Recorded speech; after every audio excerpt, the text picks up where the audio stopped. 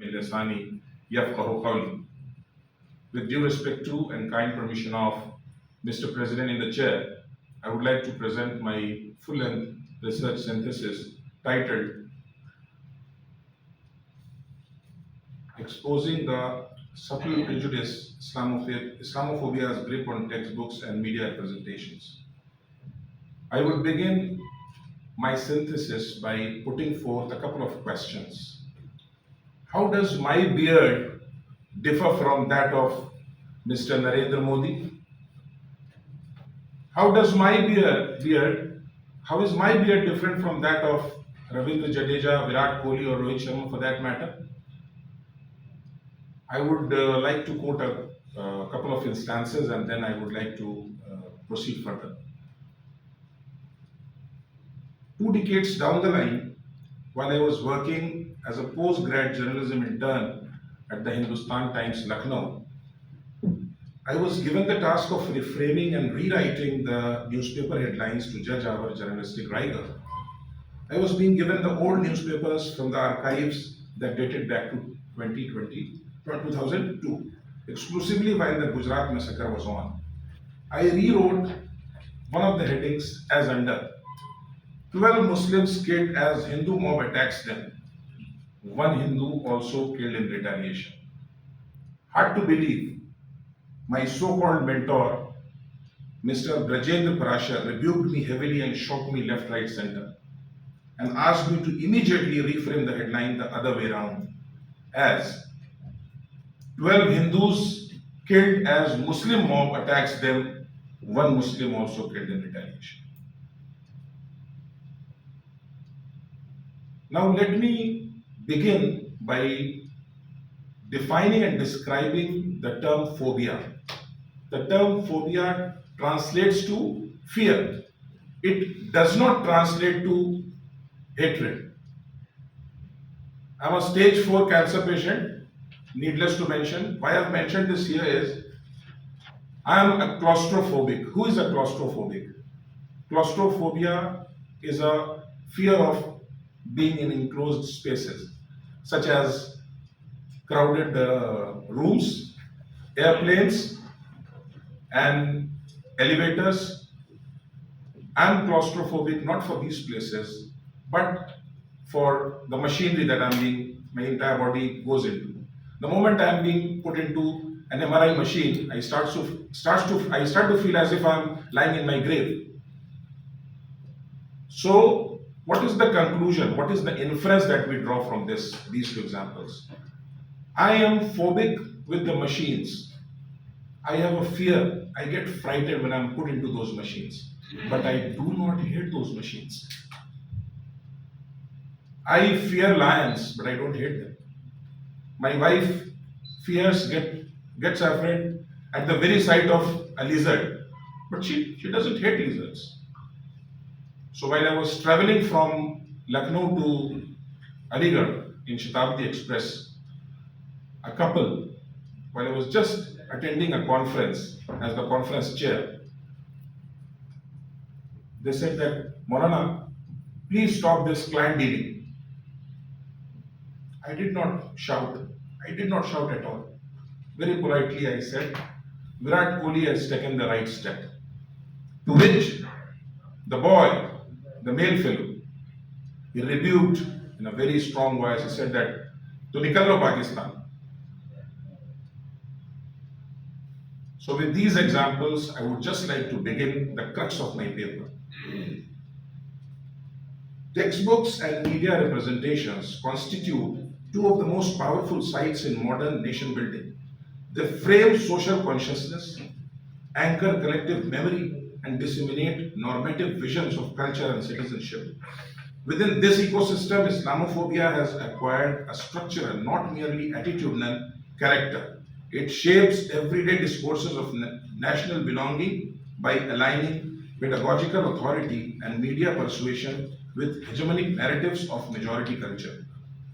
While overt forms of prejudice can be disputed, the more insidious manifestations, selective silence, framing bias, and symbolic annihilation permeate the pedagogical and popular imagination. The ideological construction of the Muslim other has remained an essential feature of post-colonial identity politics across many societies. But its resonance in India and the West through education and entertainment calls for particular scrutiny. Textbooks, under the guise of neutrality, often erase or distort Muslim contributions to composite culture. Meanwhile, film and television reproduce familiar archetypes: the fanatic, the invader, the exotic outsider, thus transforming historical prejudice into a naturalized cultural grammar.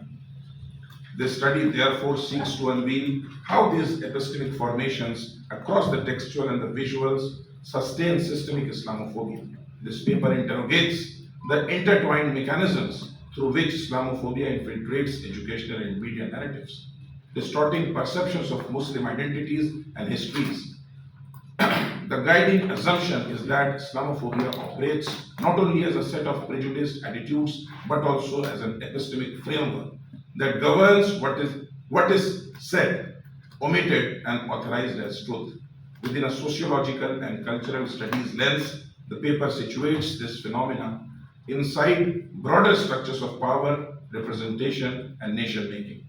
The post colonial dimension further illuminates how colonial knowledge forms rooted in Orientalist hierarchies mutate into modern educational and media infrastructures that claims to be national or secular. This intersection offers a critical vantage to study how, in apparently modern and secular democracies, Islamophobia persists through the intertwined operations of pedagogy and entertainment. The objectives is thus both diagnostic and interventionist, to disclose hidden bias and to suggest ways of reimagining representation beyond the binary of majority nationalism versus minority victimhood. I will quickly run through review of literature.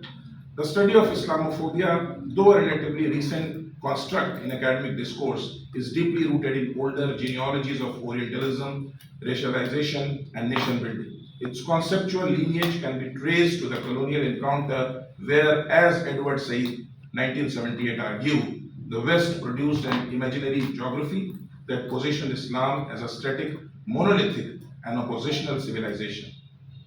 Said's Orientalism not only identified discursive stereotypes in European literature and scholarship, but also highlighted their institutional consolidation through education, governance, and visual culture. These ideas have since served as touchstones for inquiries into post-colonial epistemology, cultural representation, and curriculum formation. Now the methodology. The research employs a qualitative and interpretive framework designed to capture both textual and visual operations of Islamophobia across educational and cultural domains. Working at the intersection of critical discourse analysis, post-colonial hermeneutics, and semiotic interpretation, the methodology privileges depth of meaning over quantitative generalization, attuned to power, subtle mechanizations within discourse. Textbook analysis. The first research axis focuses on the textbook corpus, a purposive sample of Indian history and social science textbooks from grade 6 across through grade 12. From the National Council of Educational Research and Training, that is NCRT, and several state boards, Uttar Pradesh, Rajasthan, and Gujarat, was selected. This period, 2000 through 2023, aligns with three distinct ideological phases in curriculum governance: secular reconfigurations, right-wing resurgence, and continuous neo-national integration. Texts were chosen for their representational density in describing the medieval era, Mughal polity, and cultural synthesis, where Islam's portrayal most directly intersects with narratives of nationhood. Historical continuity, lexical framing, and omission patterns were key units of analysis. Next, we have media representation study. The second axis, media representation, draws from 10 commercially significant Hindi films and 3 widely viewed television series portraying Islamic identity or national security. These include films spanning diverse genres: war drama, political thriller, and social family narratives such as Mission Kashmir, Qurban, Phantom, Razi, and The Mulk. the 2018 thriller. These cinematic texts were supplemented by online commentary, film reviews, and cultural critiques to explore reception patterns. Next, we have post-colonial framework application, a theoretical triangulation using Said's Orientalism of symbolic power and Althusser's ideological state apparatus to explore how education and media collaborate in sustaining systemic Islamophobia. Now we shall talk about reliability, reflexivity, and analytical rigor. Please, somebody prompt me after I'm done with 15 minutes. Yes.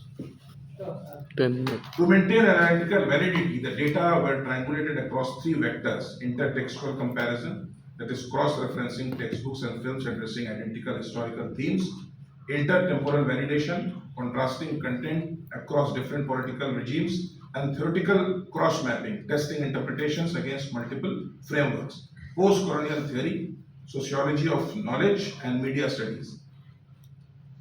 Multiple readings by academic peers ensured intercoder reliability for discourse categorization. Now, down the line, we have results and findings. The data reveal that Islamophobia within textbooks and popular media doesn't arise as an isolated prejudice. It emerges as a patterned discourse informing how modernity, progress, and nationhood are imagined. Three dominant representational logics were identified: historical, sanitization, and pedagogical omission; thematic conflation of Muslim identity with violence; and gendered semiotics of faith and culture. Number one, we have historical sanitization and pedagogical omission. Textbooks under review evidenced a systematic minimization of Muslim contributions to polity, as Imtiaz Saab, Ishtaq Saab mentioned in the earlier session. Cultural syncretism and art. For instance, units on the medieval period displayed sharp temporal asymmetry. Hindu kingdoms foregrounded as indigenous and creative, while Mughal rule was predominantly narrated through decline and despotism. All Aurangzebs are bad, all Shivajis are good. All Akbars are bad, all Maharana Prataps are good. Language performs this hierarchy subtly. Verbs depicting Muslim rulers were dominated by coercive connotations: invaded, plundered, demolished, imposed, contrasting with civilizational verbs for others: founded, nurtured, codified. This lexical construction conditions a perception of belonging and betrayal, marking Muslim identity as extremely intrusive rather than internally constitutive. Pedagogically, such framing dislocates Muslim history from national continuity. Like Madam was saying in the morning, I don't know how many of you attended that session. The word sacred is written in a particular chapter 70 times. The chapter of geography. What has geography to do with the word sacred? There is no direct connection. I am not a student of geography, but I can vouch that there is no direct connection between the word sacred and geography. Conflation of Muslim identity with violence and disloyalty. We are violent people, we are disloyal lot, we are terrorists, we are plunderers, we are destroyers, and above all, we are descendants of Akbar, Babur, Humayun, and Aurangzeb. Across the selected film corpus, Muslim identity recurrently appeared as suspect, conflicted, or redeemable only through patriotic sacrifice. Films like Mission Kashmir 2000, Mumbai Attack 2013, and Baby 2015 typify the trope of the good Muslim who affirms nationalism by renouncing his community or dying for the state. Conversely, extremist characters are frequently aestheticized through darkened lighting, coded costumes, and heightened dialogue delivery, reinforcing visual stereotypes and excess and irrationality. These visual scripts mirror global anti-terror grammars but acquire a local moral economy infused with post-partition anxiety and Hindutva nationalist tropes of the internal enemy. Last, we have gendered semiotics and the veiled threat. The figure of the Muslim woman, veiled, submissive, or tragically torn, functions as a metonym for Islam's alleged incompatibility with modern freedom. I could see many veiled faces. Are you not free?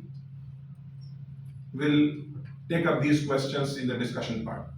While textbooks often silence women altogether, pop cultural narratives fetishize them either as victims yearning for silence, yearning for liberation, or embodiments of clandestine loyalty.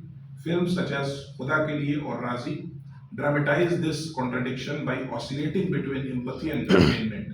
The woman's agency becomes intelligible only through nationalist or secular mediation.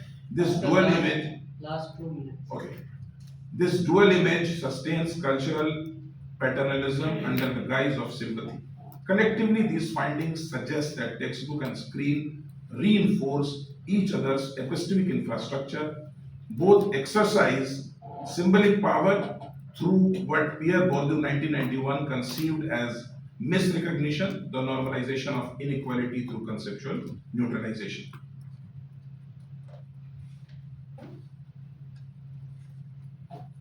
Now, I'll quickly run through future recommendations and just one paragraph of conclusion.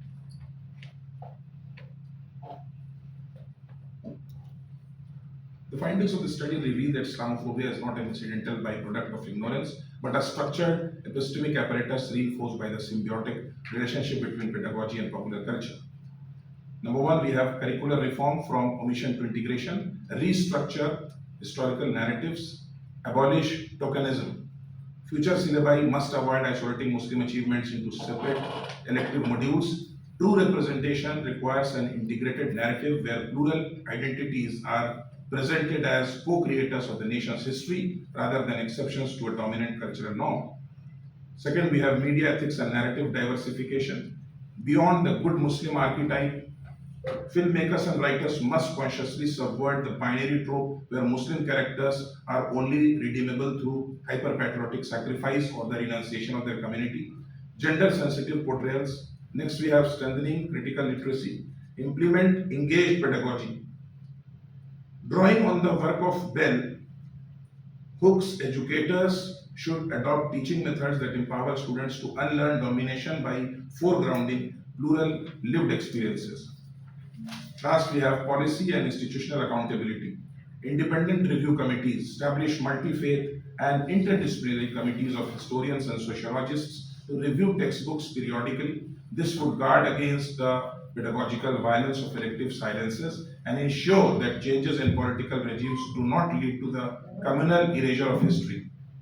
Fostering counter narratives. Support must be extended to independent documentaries and digital movements that challenge hegemonic sign systems. By protecting these spaces of resistance, the ideological state apparatus can be transformed into a contested terrain of true democratic dialogue. Now the conclusion, restoring narrative justice. Islamophobia's endurance across textbooks and screens reveals that knowledge and representation are not neutral domains but extensions of power. When the history classroom and the cinema hall echo each other in construing Muslim identity as anomalous, they are not merely reflecting social prejudice, they are producing it. This research underscores that Islamophobia thrives less through overt hate and more through the epistemic architecture that decides which narratives appear rational, historical, and patriotic. The sociological and post-colonial synthesis of this study demonstrates that to challenge Islamophobia, one must dismantle the infrastructural logics of misrepresentation embedded with modernity itself. That entails decolonizing curricula, do not colonize curricula, reformulating media protocols, and cultivating critical literacies that enable students and audience to decode ideology. This research has interrogated the structural entrenchment of Islamophobia, demonstrating that it operates not merely as a collection of prejudiced attitudes, but as a sophisticated epistemic apparatus. By bridging the divide between the classroom and the screen, the study confirms that Indian history textbooks and popular media function as conjoined institutions of symbolic production. Together, they institutionalize a symbolic violence that transforms hierarchical cultural assumptions into normative truths, effectively marginalizing Muslim identity through a grammar of omission, framing, and affective suspicion. This synthesis at last, the last line, the synthesis of findings suggests that the path forward requires more than a passive performance of inclusivity to truly challenge the sterilization of memory enacted by current pedagogical and semantic regimes. We must adopt a strategy of epistemic decolonization. This involves three things: dismantling hegemonic logics, integrating plurality, and cultivating critical literacy. Ultimately, restoring narrative justice is both an ethical responsibility and an epistemic necessity.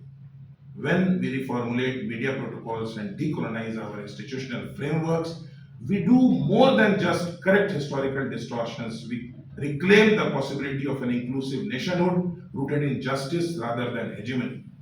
Confronting Islamophobia's systemic hold is the only way to ensure that the project of a truly pluralistic democracy is no longer perpetually deferred. Thank you so much. You all have a great day. Assalamu alaikum. Any questions, suggestions? While I just said, observations? and may I answer the Yeah. questions while I said it? Any questions from the audience? Or observations?